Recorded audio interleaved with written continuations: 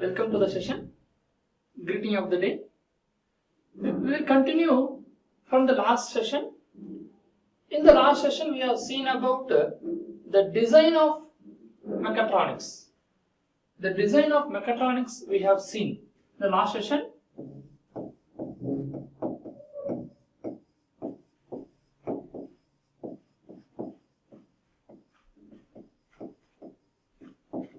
Design of mechatronics we have seen.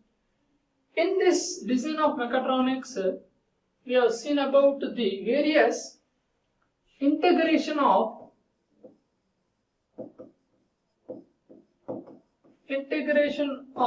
systems. These systems may be various one, the various interdisciplinary systems of, you can take it as a mechanical, electrical, electronics, computer informations, those we have connected. Then we have also seen about the traditional methods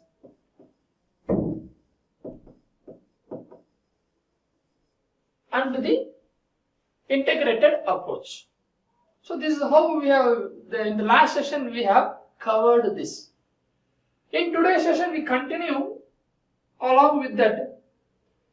This systems, we already told you, the system is nothing but a box which contains input and the output.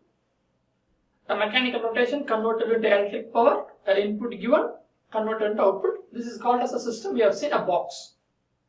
And from there, we can take action as a measurement system.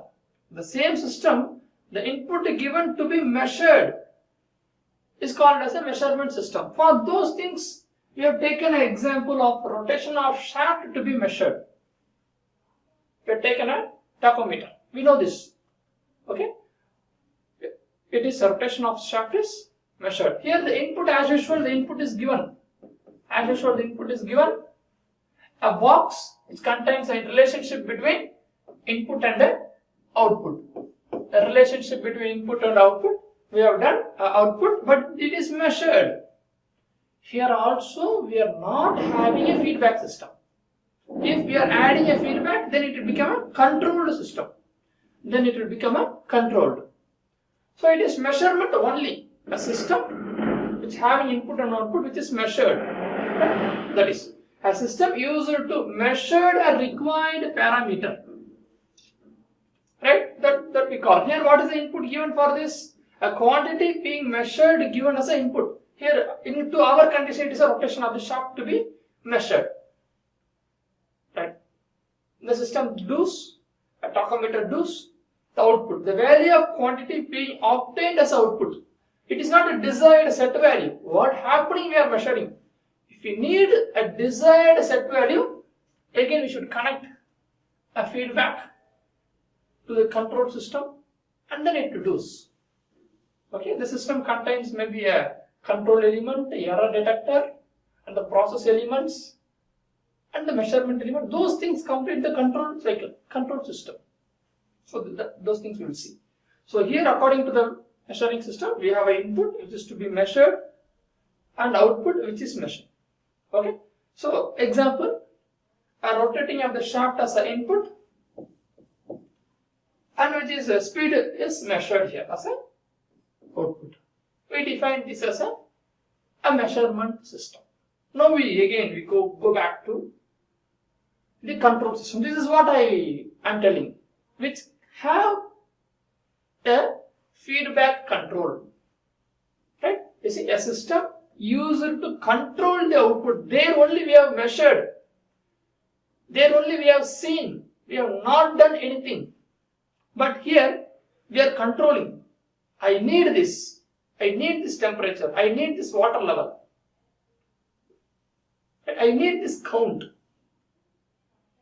That we are measuring and controlling it. So controlling the output. Here what coming, we are giving this, we are attaching this back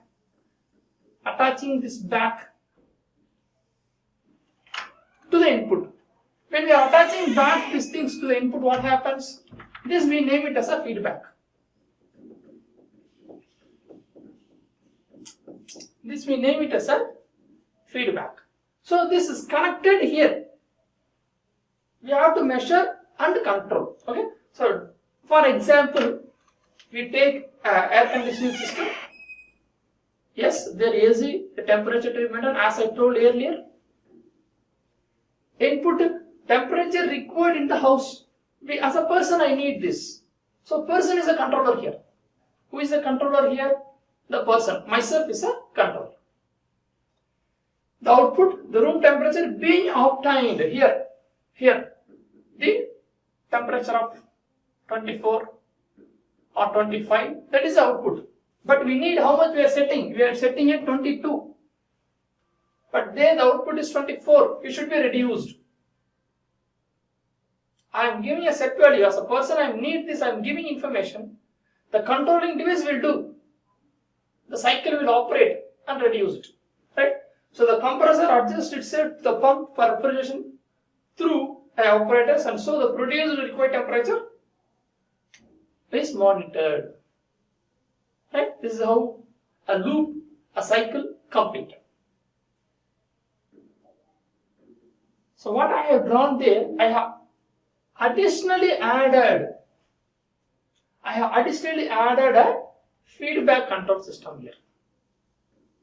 That is what I have did here. You see, it is a interconnection between various components. I am interconnecting between the various. So it is the input component and output connector interconnected for the useful purpose.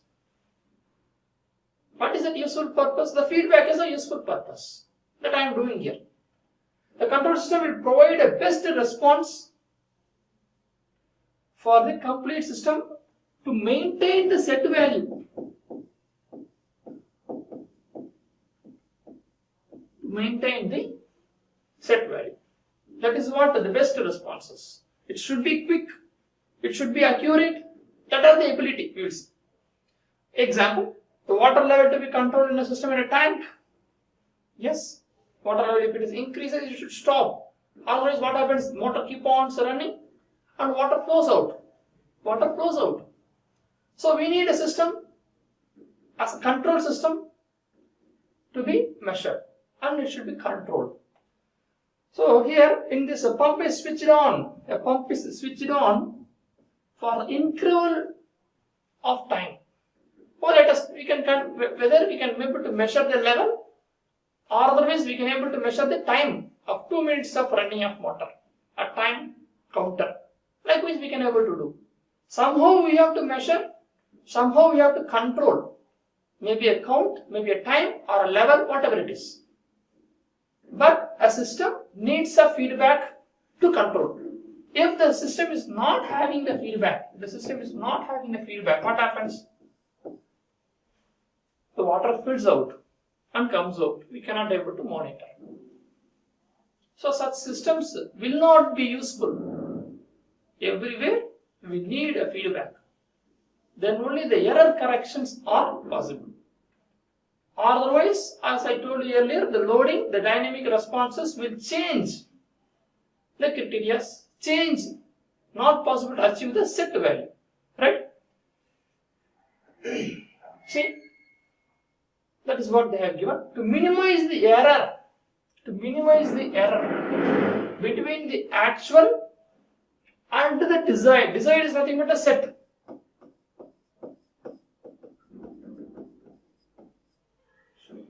So this relation should be very near accuracy to be maintained.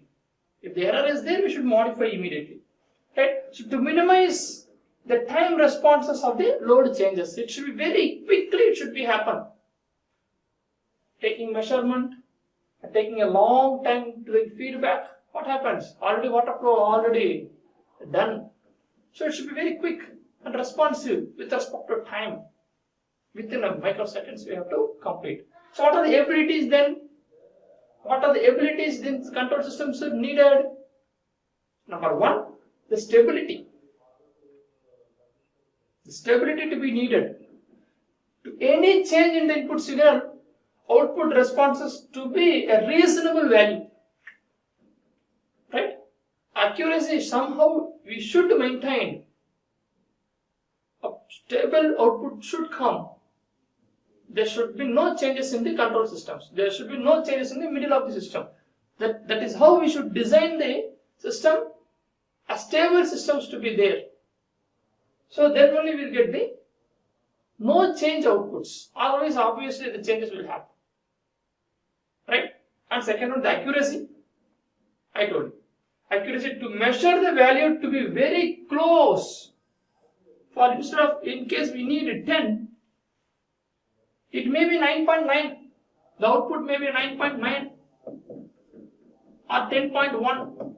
Instead of giving these accuracies, if you are giving it to 12, what happens? It is not very close. It's not very close. So accuracy to be there, even though if the stability is very, somehow it is less, the accuracy to be little bit changes for it to be happen, not wider. Instead of 10, 12, 14, should not give. No, we should maintain the accuracy. Right? Response. Third one, the main important factors, the response, the quickness of the instrument. Very quick response with respect to time. After measurement, taking a long time to come back and respond. What happens? Obviously, the accident will be there if there is no quick response. Therefore, these 3 points of ability of a control system. Number 1 is the stability, 2 is accuracy, and the response. Very important points to maintain a control system. Right?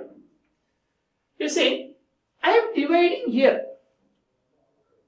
what we have discussed as in terms of traditional method and in terms of integrated approach. I am giving another name of types of control system as open loop control system and closed loop control system. Right? For example, we will go inside and see, but even though as open loop, what is this? The system I am drawing here. A system which contains the input and a system which contains the output. I am telling this is an open loop. I am using the word open loop. What is open loop? The loop one side it is going, keep, that's it. It is open, there is no, again the feedback is not there, that is it is not closed, that I call it as a open loop. Or otherwise, a non-feedback system.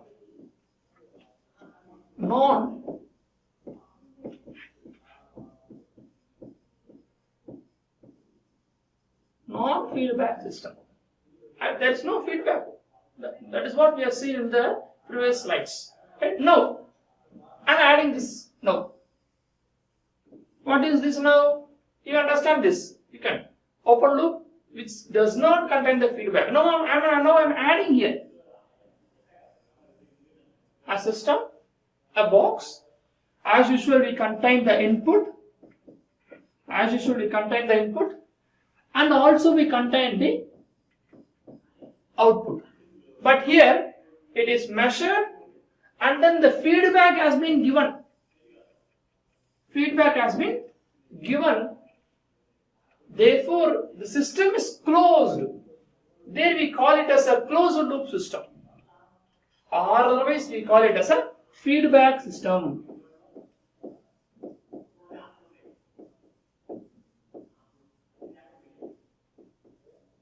Otherwise we call it as a feedback system. So for this we have to see some more examples and we will go ahead. Right? We understand this now. Open loop, non-feedback. A closed loop, a feedback. So here there is no loop. Here we contain the loop. Okay, this is the system.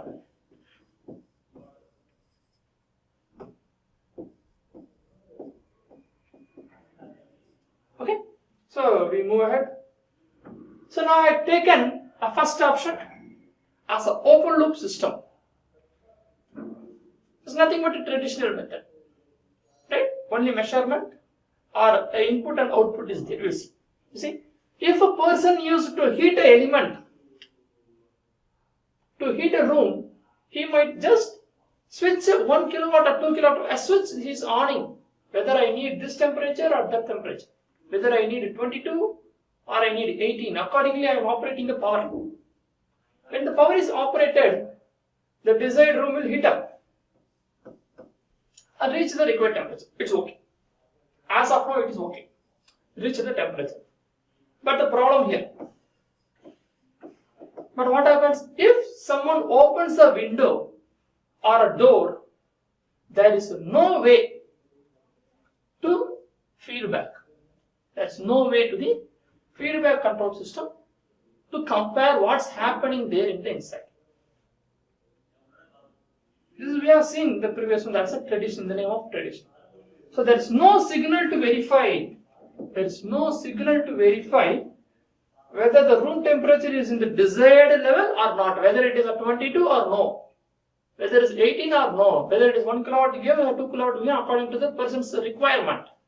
But what happens there, what available temperature is there, we are not monitoring. So there is no feedback. What happens there, why it is happening?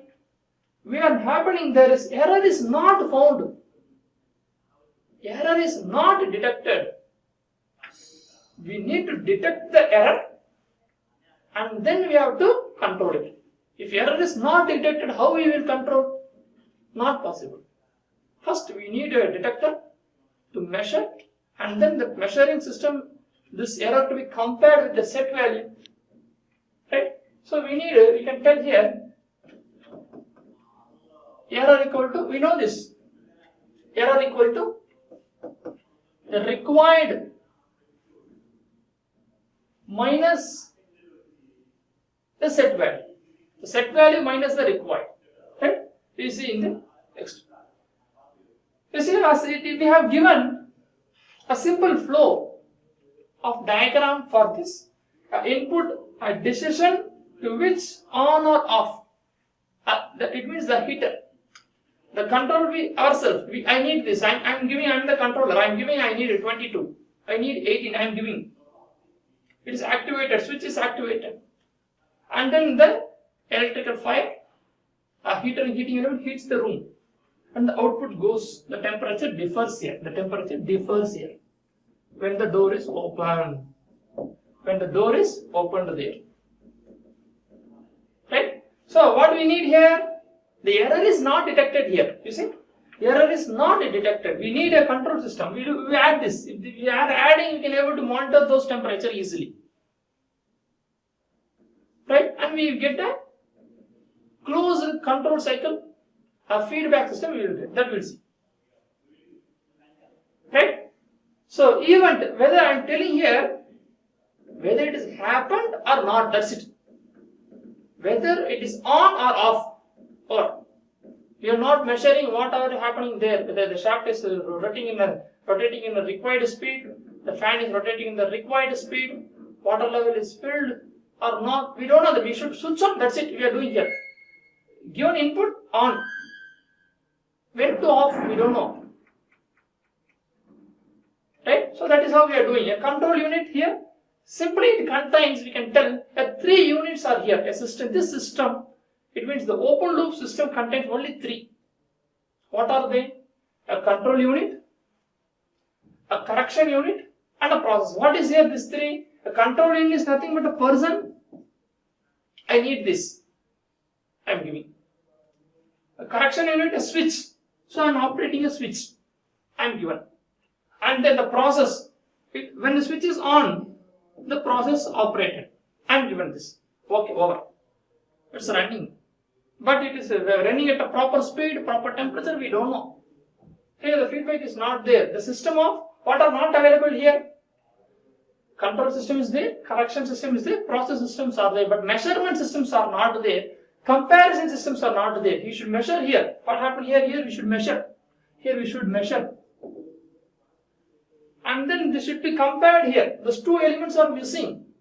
Out of 5 components or 5 systems, 2 are missing. Only 3 is there. Remaining 2 are missing. Missing means error is not detected. We can tell this. right?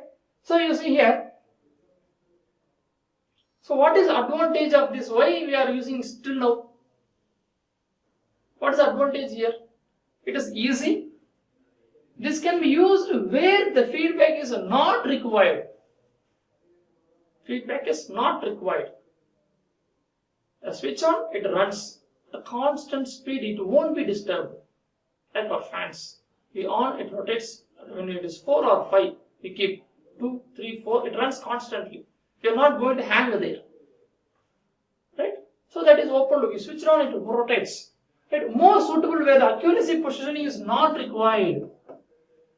Accuracy positioning is not required. There it is very useful. But when the accuracy maintenance is there, we need. Let me come back. So very simple and less cost because the components are very less. What the components we have? We have a control, right? And the process, right? Only these three are there. Measurement, not measurement, output are there. Right? So this remaining what are not there, we are not having a measurement. Measurement we are not having. It means it is nothing but a feedback. Measurement and feedback. Feedback we are not having. Compare. Comparing component we are not having. This all we should add there. Right? If we are adding there, then it will become very suitable. But what is the disadvantage then here? We know this. We know this point. Not suitable for rough works. This and that, changing parameters, monitoring, not possible. Right? Error cannot be corrected. Very important point. For this only one purpose, we are adding the feedback. For this purpose, we are adding the feedback. Error cannot be corrected. Output goes. Right? So control action depends upon input command. What the control action depends upon input. We should if without monitoring, when we are controlling it to do what it is. When we put 1 kilowatt, the temperatures. When we physically operate the 2 kilowatt, the temperature increases. It depends upon input, not depend upon the measured value. Okay? See, the third point. The presence of non-linearity can be result in the malfunctions. It means the error, nothing but error. The changeover of the components of the output, if it is not measured, it is an error. So that is all. Okay? So we go ahead now with respect to the feedback control system. We have seen an open loop, a traditional, without the feedback, an input and output. That's it. Output is not monitored. Open loop. Now we are coming to the feedback system, which is also named as closed loop system. Right here we have the feedback. You see, in this diagram we have a feedback. We go with the examples. To maintain the consistency of an output, the feedback control system is required. Yes, we know. We know the feedback system is needed to control the output, what it is comes out. What is the present output? That we know. Then we need this. Considering our body temperature, let us consider our body temperature. What happens if too much? It increases, the temperature increases, we sweat already, automatically we sweat. If it is too cold, what happens? Automatically we shiver. Then what we are doing, we are taking medicines and such things and we are controlling ourselves. Such examples I am giving.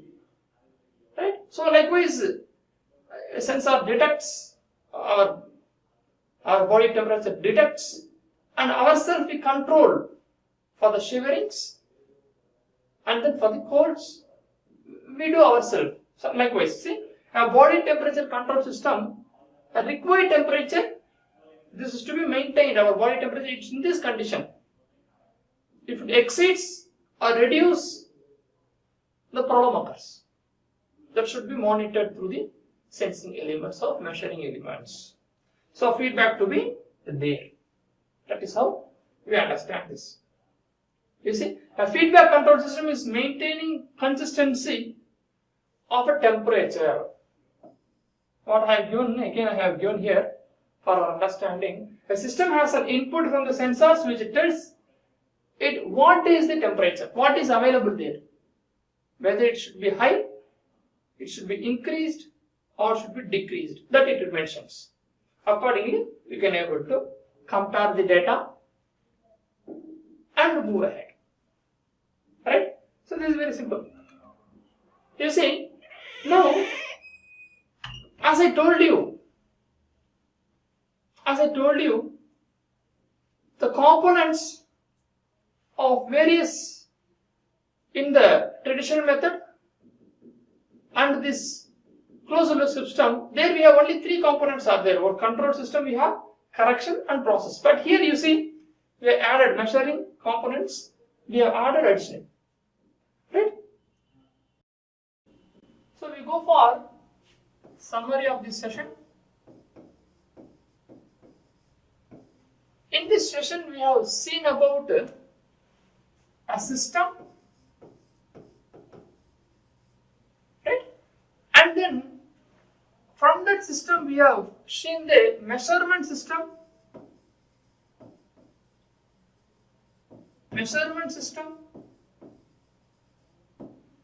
and then from there also we have seen the control system,